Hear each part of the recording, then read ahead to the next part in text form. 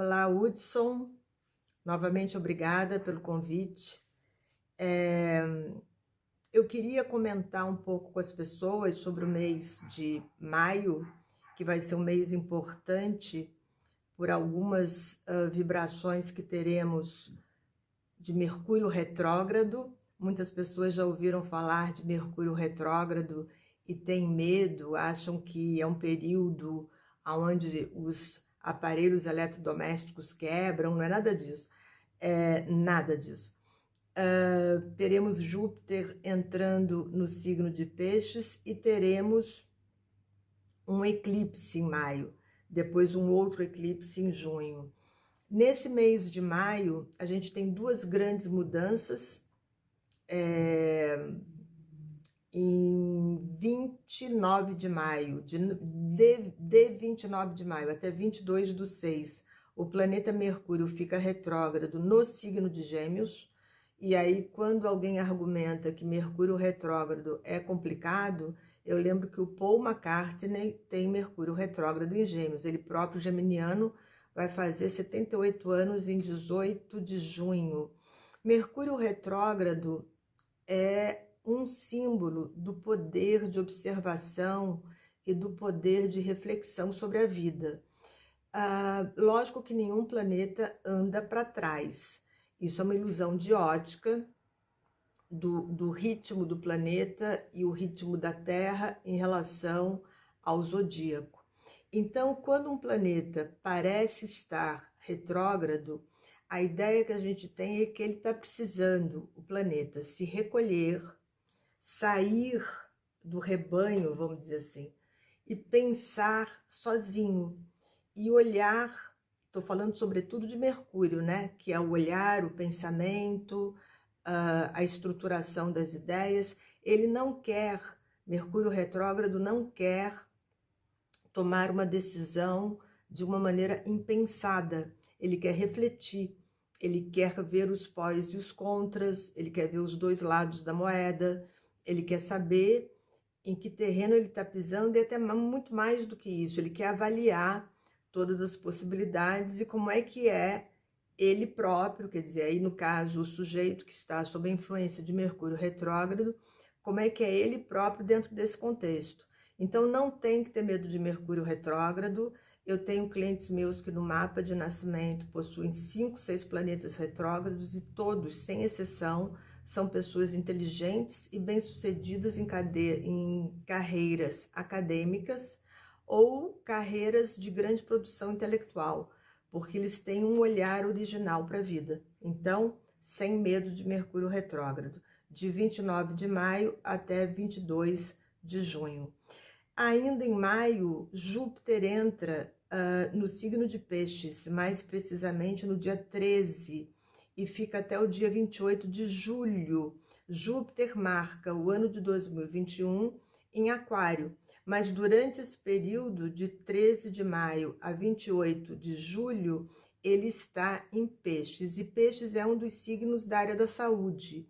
Então, eu acredito e tenho muita esperança que entre 13/5 e 28/7 é um tempo razoável para que as vacinas e os medicamentos mostrem um quadro novo diante do coronavírus. Lógico que não o suficiente para a gente conseguir ter um controle sobre o vírus total. Talvez isso jamais aconteça, porque a tuberculose está aí. Eu fui descobrir outro dia que até hoje, 3.000 pessoas morrem por ano no planeta da peste negra, que matou, que dizimou na Idade Média. Então, terminar totalmente o vírus não vai, mas o que vai acontecer é que a gente vai ter um grau de imunidade e o que se espera é que ele se torne um tipo de influenza e a gente vacine todo ano. Bom, ainda em maio, um eclipse no dia 26 de maio, que é uma lua cheia, e é um eclipse da lua. Então, no dia 26 de maio, é um período que favorece a inteligência, o poder de comunicação, a possibilidade de aceitar que o outro pensa de um modo diferente do nosso modo de pensar. E tem uma marca nesse eclipse do dia 26, que é a marca de 2021.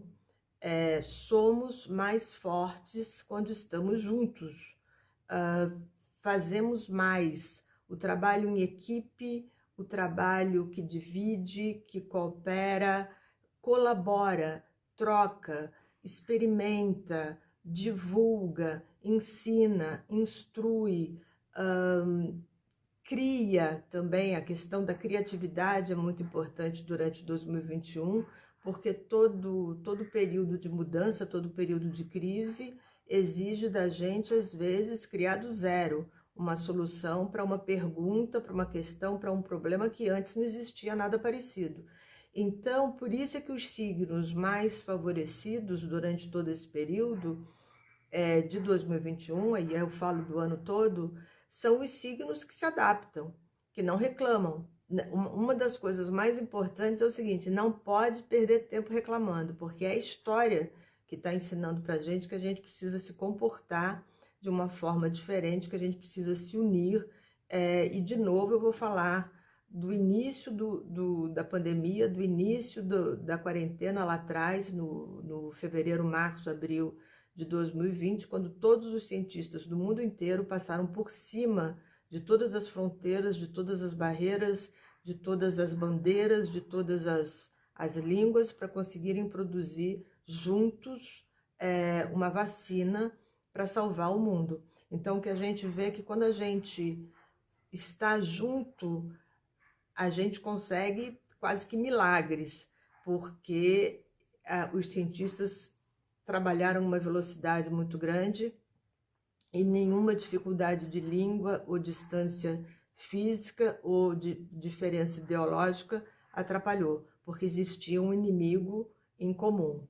Então é isso. Nós teremos ainda um outro eclipse no dia 10 de junho, que vai ser a lua nova em Gêmeos, e a lição é mais ou menos parecida.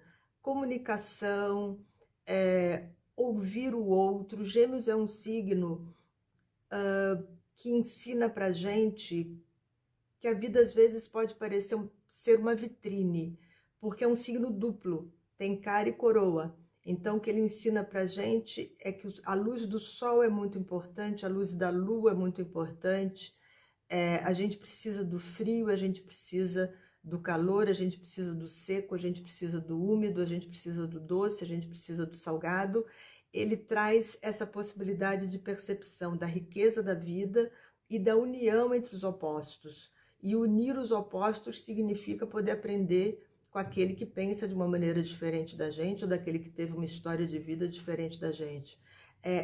Eu não gosto muito da palavra tolerância, mas eu gosto da palavra empatia, da palavra consideração, compaixão no sentido do acolhimento, sobretudo porque Júpiter, nesses 3 meses que ele fica em Peixes, quase 3 meses, ele ensina muito sobre o poder ajudar o outro de coração aberto, sem querer receber nada em retorno. Então é isso. Geminianos, librianos e aquarianos são os signos, são as pessoas que têm o maior favorecimento na medida em que o elemento ar se adapta mais facilmente. Agora, tem uma coisa que eu preciso dizer: o fato de você nascer num determinado signo não significa que você vai expressar as qualidades desse signo como se fosse uma receita de bolo, porque não é assim que funciona. Então, muitas pessoas reclamam e não acreditam na astrologia porque elas não se identificam com tudo que se diz sobre aquele signo. Às vezes não se identificam com nada, porque o mapa astral ele é muito complexo, ele tem muitas outras influências. O signo solar é extremamente importante, mas muitas vezes o signo solar está sendo aprendido.